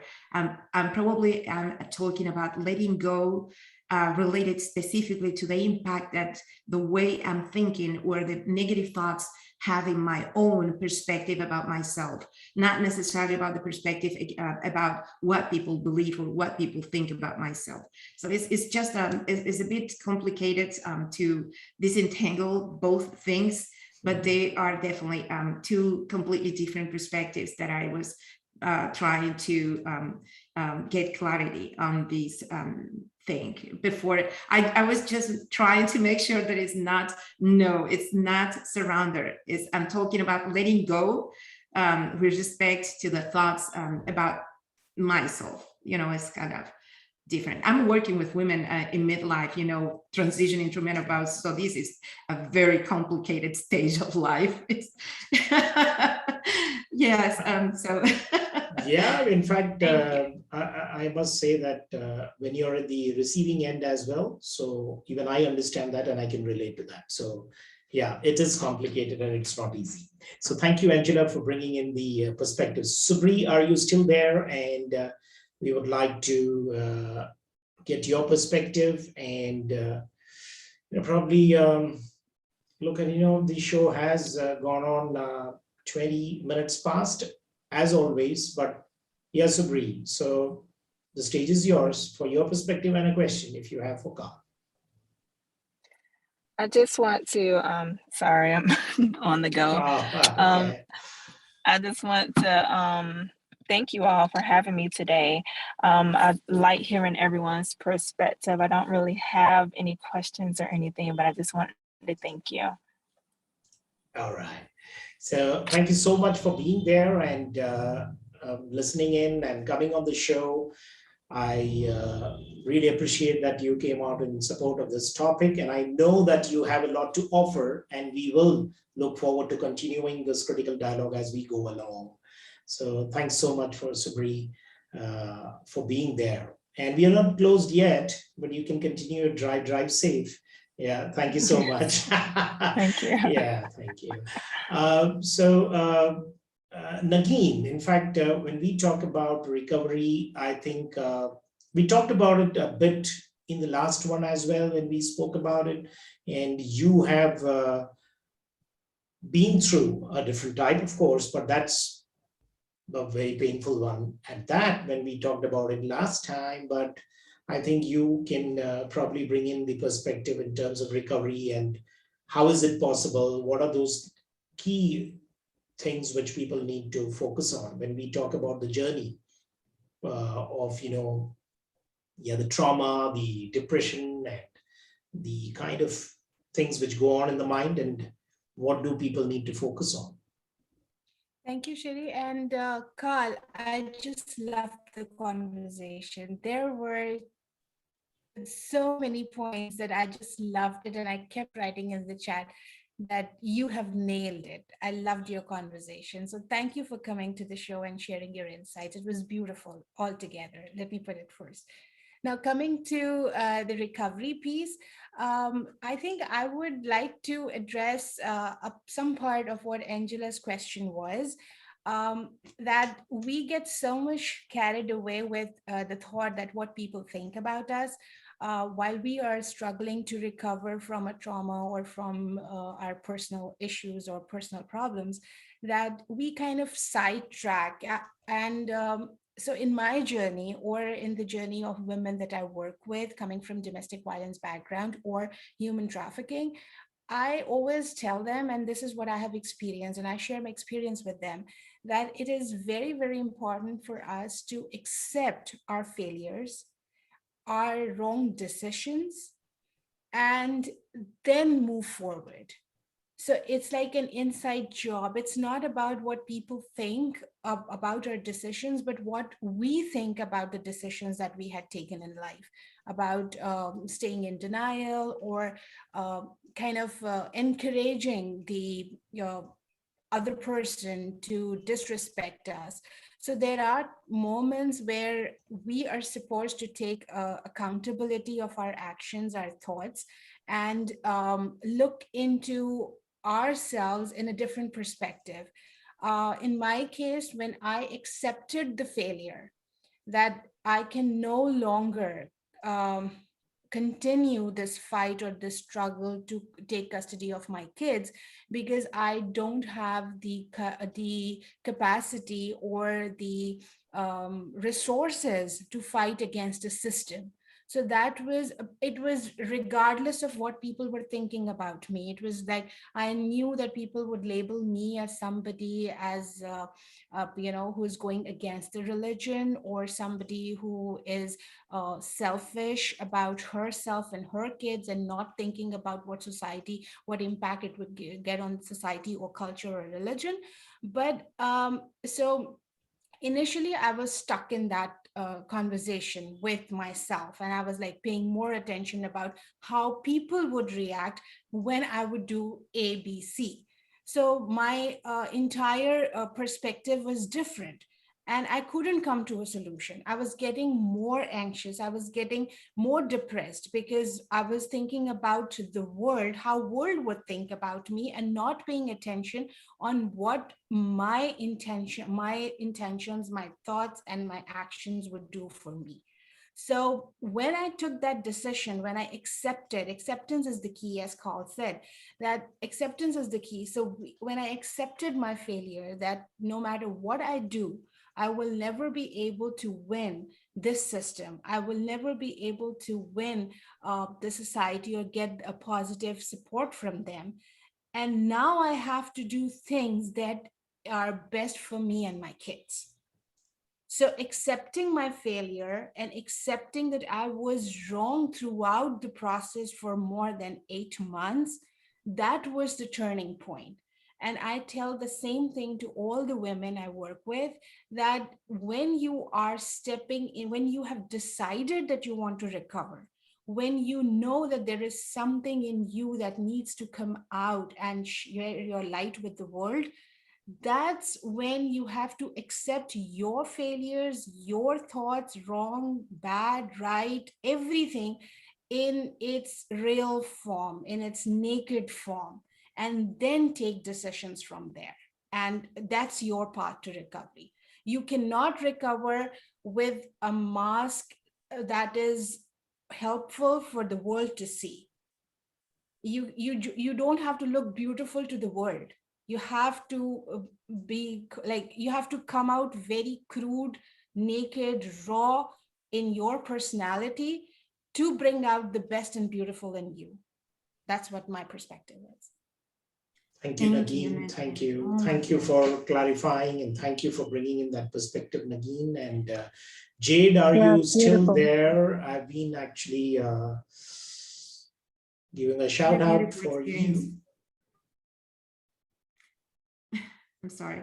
I was just so touched by your experience. It's amazing. Thank you so much for sharing. Thank you. Yes. Thanks, Angela, for the kind words. And yeah, absolutely. With Nagin, you got to expect that she will be courageous enough to be vulnerable on the show. And it's been really great and wonderful to have a partner this show and partner with me on several initiatives on the TCD, and her own dreams for the world and for women has been very powerful and inspiring. And, thanks, Nagin, once again for coming in. Yeah. Jade, are you still there? I'm still asking so that, I do not want anyone to go away from the lounge without, getting a chance on the table and be on stage. So I think, not able to get through there. Rodolfo, so you have more to ask, closing comments, and before I hand it over to Karl, and then I take it over from there. Well, I simply want to thank you all. Thank you all, the wonderful people I have the occasion to meet today. Very great food for thoughts from Karl and from anyone here. So my last comment is simply thank you very much. Thank you. Yeah, very well Thank you, said. Ryan. Yeah, absolutely. We need to be, the thank you is a very powerful word, and we thank every moment of our life, So I say Yes, thank you every thank breath you. we take in, and that's a And thank you. yes, I hope that there will be one more chance to meet you, everyone. Absolutely. Yeah, We look in the forward, future. Rodolfo, and yeah, why not? Why not? And please let us know in terms of any specific topics which you would like us to bring on the table. And we would love to have the dialogue here. So Yes, this lounge and is for dialogue, and we are open to looking at more views and thoughts. Please and feel free. I take the occasion I would be very honored to making connection with you all. Absolutely. And Only I'm active on LinkedIn. I think you are, and it's the same for you all. Yeah. So feel free to connect. Absolutely. Thank you so much, Rodolphe. And we will connect, My and we pleasure. are there as part of the group. So we will continue to converse in the group, and please let us know in terms of any topics which you feel must be brought in for dialogue. And that's very important. And that's the whole thing about the lounge itself. Thank you. So with that, let me closing comments from Tori before I move on for the closure with Karl and the TCDLive Weekend Launch, episode 5. Tori? I just want to thank everyone for being here and sharing their experiences and being vulnerable to share some of those personal experiences online. That takes a lot of courage, especially if you're with their group and you may not know everybody deeply enough to share that, but you still went forward with it. And Karl, thank you for sharing your experience and your take on breaking things down and being simple into good thinking and bad thinking. I love it. So thank you very much for being here on the show. Appreciate it. Yeah. So once again, Karl, thank you very much for being on the show and on this very important topic on mental health and recovery and active change of ideas and attitudes. I quite like that. And I quite like the kind of work which the community care and resource council is doing. And we look forward to work with you in any format, and all of us are there for community, and we are in support of the CCRC for all that we can do to the community, not just in Texas, as you said, the world over, because I see that this kind of effort and outreach is required everywhere in the world, because we are sharing a similar type of problem, regardless of nationalities, regardless of color, regardless of gender, regardless of anything which we are doing. So thank you so much, Karl, for being on the show. It's been a wonderful evening on the lounge. And thank you all for being patient and being there beyond the 90 minutes. And that's always the wonderful thing about this show. You know, we love to have these conversations, and it was tremendous. Thank you. Thank you, Rodolfo, once again for your insights. Thank you, Angela, for coming in as always. And I keep looking forward to you coming in, and doesn't matter if you're late, it's okay. We all have our work to catch up with early in the morning on Saturday. Thank you, Sabri, once again. Thank you, Noni, for coming in. Thank you, Jade, for being around for the entire show. Thank you, Nagin, for coming in. As always, wonderful to have you as the partner. And Tori, of course. Yeah, my dear friend Tori and my partner and the TCDLive Weekend Lounge and beyond. So look forward to see you guys again, once again, next weekend. Thank you so much. Bye-bye.